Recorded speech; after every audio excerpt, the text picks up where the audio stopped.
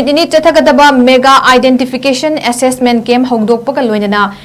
Amadi Assistive device Yenthokkhre differently able angang singbu soidana mahai masing tamjaba ngamnabagi pandamda Technopal district ki manungda laiba chahi 6-9 phawbagi children with special need CWSN singe NUMIT CHATTHAGADABA MEGA IDENTIFICATION ASSESSMENT CAMP ama ngasidagi Khangsim Village Community Hall da Houdokkhre Loinana Children with special needs ki angang kharadasu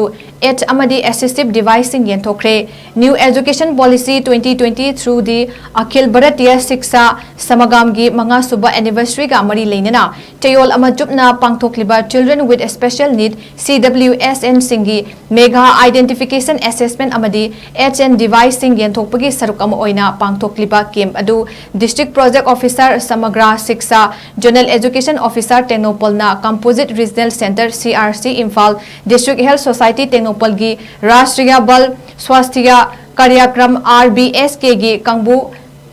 District Disability Rehabilitation Center DDRC Technopal amadi Artificial Limbs Manufacturing Corporation of India Alimco Regional Marketing Center Guwahati ka punna sinduna pangthokibani ngasigi camp aduda orthopedic disability intellectual disability hearing impairment visual impairment na chingbaga mari leinaba angang kunmanga romda assessment tawki CWSN angang kharadasu